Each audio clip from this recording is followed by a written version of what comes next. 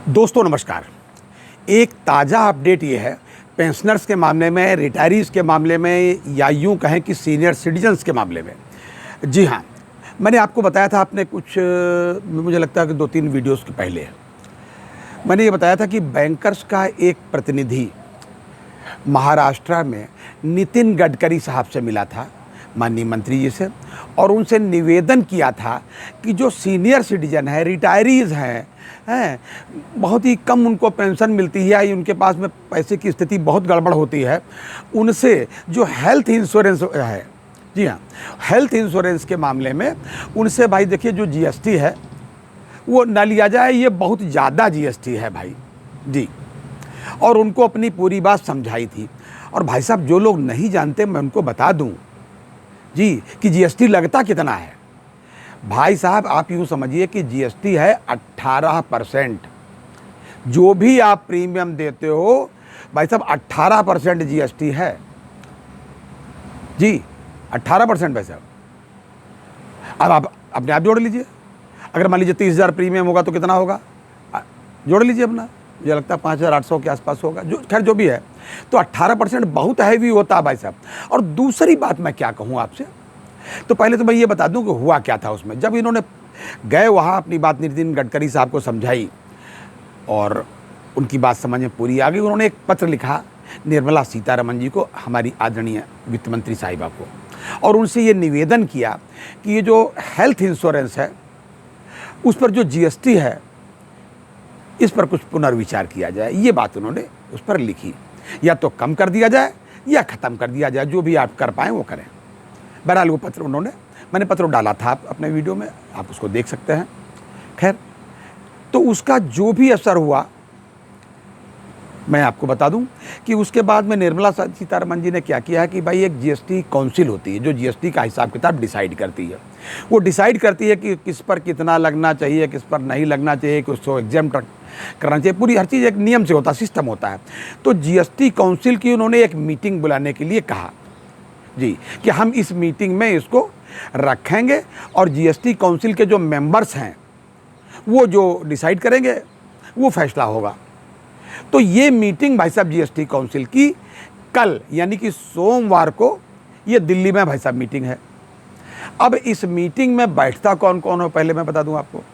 जी हाँ भाई साहब, ये जितने हिस्सेदार हैं जीएसटी के, बिल्कुल भाई साहब समझ लीजिए, जितने भाई केंद्र तो है ही है, केंद्र ही डिसाइड करेगा, लेकिन जितने हिस्सेदार मेंबरान हैं मतलब जितने प्रदेश हैं उनके प्रतिनिधि भी बैठेंगे, माननीय मंत्रीगण या अधिकारीगण या जो भी उनका प्रतिनिधित्व करें, ये सब लोग बैठेंगे। अच्छा, बताया क्या जा रहा है, खबरें ये आ रही हैं कि भाई साहब केंद्र तो चाहता है कि भाई साहब हो जाए, लेकिन इन लोगों के प्रति बड़ा मतलब जो है इनसे उम्मीद बड़ी कम है। ये कुछ शायद कोऑपरेट नहीं कर रहे हैं या करना नहीं चाह रहे हैं। अब कैसे खबर उनको एडवांस में लग गई है मुझे नहीं पता।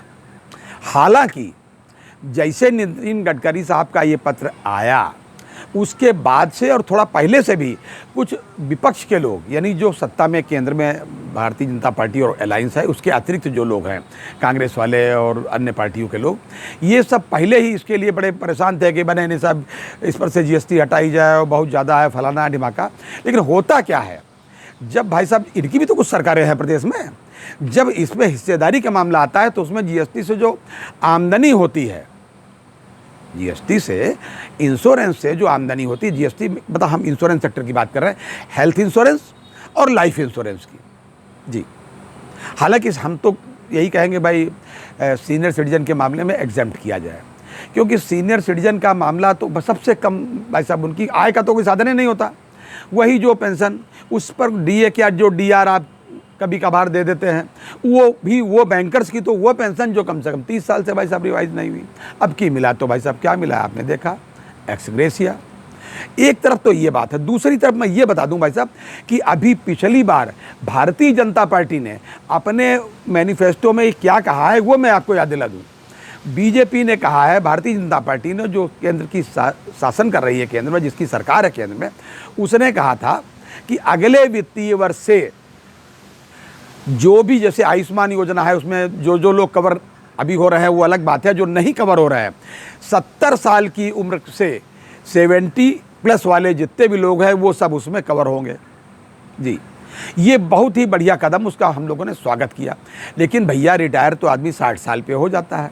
अब 60 से 70 का सफ़र जो कर पाएंगे तब तो आपकी योजना का लाभ उठाएंगे, और आपकी नीयत पर कोई शक नहीं है। लेकिन हमारी प्रार्थना भी तो आप सुन लीजिए। जी, मेरा निवेदन सरकार से है, मैं चाहूँगा कि आप अपने कमेंट बॉक्स में आप भी बताइए भाई साहब कि आपका क्या सुझाव इस बारे में।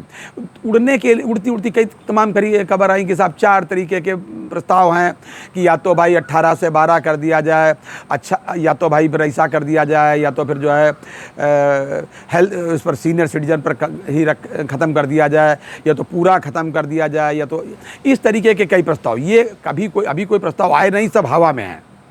ये अटकलें हैं कि इस तरीके की बातें हो सकती हैं।